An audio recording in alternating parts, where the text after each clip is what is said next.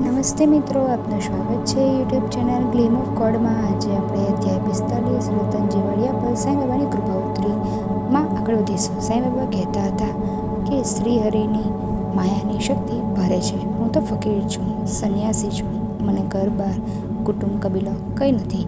એ બધી ચિંતા છોડી હું દ્વારકા માયામાં વસી ગયો છું, તો પણ એ અકળ માયા મને ઘણી વાર સતાવે છે। હું ભૂલી શકું છું, પણ માયાને ભૂલવી અઘરી છે।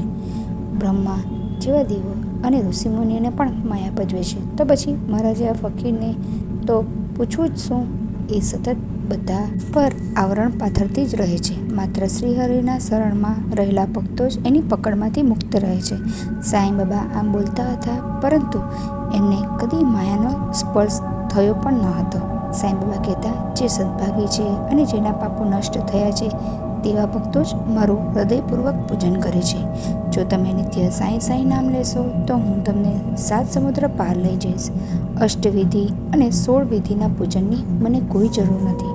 જ્યાં મારા માટે પૂર્ણ નિષ્કામ ભક્તિ છે, જે મારા બતાવેલા માર્ગ પર ચાલે છે, જે સદા શ્રદ્ધા અને સબૂરી રાખે છે, જે પ્રાણી માત્ર પર દયા રાખી તેમને સુખ આપે છે, ત્યાં હું સદા વસું છું અને એવા ભક્તોને હું ભવપાર ઉતારું છું।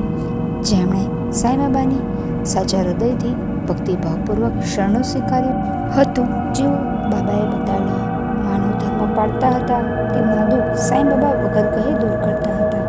એવા ભક્તોની ચિંતા સાંઈ બાબા કરતા રહેતા, સદા તેમની સહાય કરતા।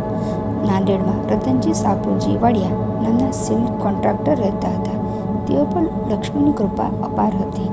ધન વૈભવ, બંગલા, જમીન, વાહન વગેરે બધું જ સુખ હતું, પણ શેર માટેની ખોટ હતી। સ્વભાવે તેઓ દાનવીર, ઉદાર, નમ્ર અને સજ્જન હતા, પરંતુ સંતાન સુખ ન હોવાથી તેઓ અંદરખાને દુઃખી રહેતા હતા। આ વૈભવ ભોગવવા માટે તેમની પાછળ કોઈ ન હતું। એમણે દાસગણો સાથે પહેલેથી જ મિત્રતા હતી, ત્યારે દાસગણો પોલીસે નોકરી કરતા હતા।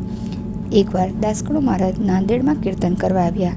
એમને અચાનક રતનજી સાથે મુલાકાત થઈ ગઈ।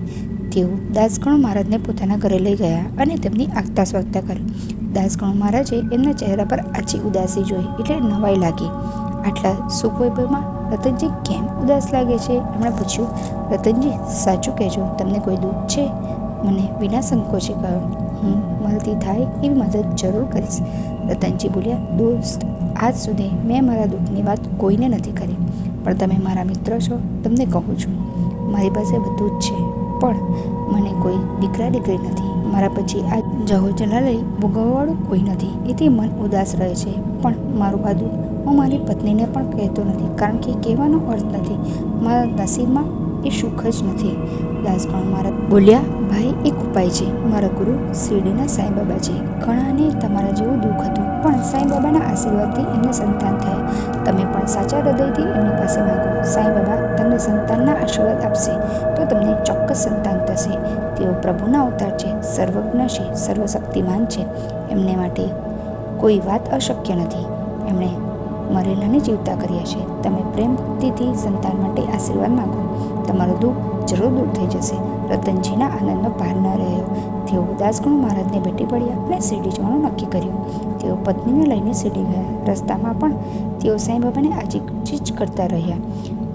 દ્વારકામાઈમાં જઈને એમણે સાંઈ બાબાને ફૂલનો મોટો હાર પહેરાવ્યો, ફળનો કરંડિયો અને મીઠાઈ ભેટ આપી। પછી એમના પગ પકડીને બોલ્યા, બાબા, તમારા દરવાજેથી કોઈ ખાલી હાથ પાછું જતું નથી।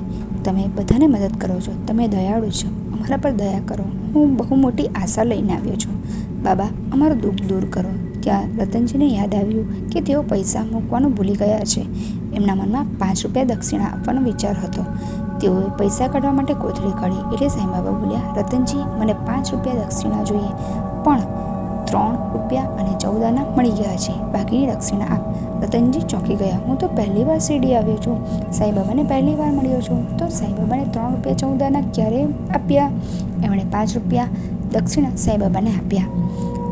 સાંઈ બાબાએ રતનજી અને એમની પત્નીના કપાળે ઉદી લગાડી અને રતનજીના હાથમાં ઉદીનું પડીકું આપી બોલ્યા, બાબા, તારા દુઃખી થવાના દિવસો ગયા। પછી રતનજીને પત્નીને કહ્યું, માઈ, આ ઉદી 12 દિવસ સુધી રોજ સવારે પાણીમાં નાખી ખાજે, તારા મનની મુરાદ પૂરી થશે। રતનજીના આનંદનો પાર ન રહ્યો। પણ પૈસાની બોજ ન ઉકલી. ગણુ મહારાજ હજી નાંદેડમાં જ હતા. તેઓ સીધા એમને મળવા ગયા અને બાબાનું સર્વ વૃત્તાંત કહી સંભળાવ્યું.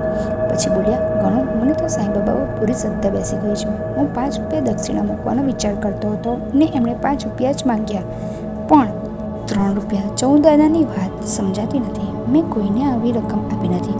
ગણુ મહારાજ વિચારીને બોલે, તમારા ઘરે કોઈ મહેમાન આવ્યું હોય અને તેમાં કોઈ રકમ વાપરી છે? હા, મારા ત્યાં સંત મોલા સાહેબ પધારેલા ત્યારે મેં ખર્ચ કરેલો કહીને રતનજી એમની પાછળ કરેલો ખર્ચ ગણવા બેઠા તો બરાબર 3 રૂપિયા 14 આના થયો હતો. એમણે એ વાત ગણુ મહારાજને કરી. ગણુ મહારાજ બોલ્યા, સાંઈબાબા ભગવાનનું રૂપ છે. એ આ પૃથ્વીના કણકણમાં વસેલા છે. દરેકના દેહમાં જે આત્મા છે તે પરમાત્માનો જ અંશ છે અને સાંઈબાબા પરમાત્મા જ છે. તેઓ પશુ, પંખી, જીવજંતુ, માખી રૂપે પણ ઘણીવાર ભક્તોને મળે છે. એના અનેક દાખલા છે. મોલા સાહેબમાં પણ સાંઈબાબા વાસ કરે છે. બંને ભાવથી સાંઈબાબાની જય બોલાવી. તે પછી રતનજી વાડિયાને ત્યાં પહેલો પુત્ર જન્મ્યો. પછી બીજા 11 સંતાનના જન્મ થયા. પછી તો રતનજી વારંવાર શિરડી સાંઈબાબાના દર્શન કરવા જતા. ઓમ નમઃ ઇતિ સદ્ગુરુ શ્રી સાંઈ સચ્ચરિત્રમાં રતનજી વાડિયા પર સાંઈબાબાની કૃપા ઉતરી નામનો અધ્યાય 45 સમાપ્ત. અનંતકોટી બ્રહ્માંડ નાયક રાજાધિરાજ યોગીરાજ પરબ્રહ્મ શ્રી સચ્ચિદાનંદ સદ્ગુરુ સાંઈનાથ મહારાજ કી જય. ઓમ સાંઈરામ. જો વિડીયો પસંદ આવ્યો તો વિડીયોને લાઈક કરજો, શેર કરજો અને ચેનલને સબસ્ક્રાઈબ કરવાનું ભૂલતા નહીં.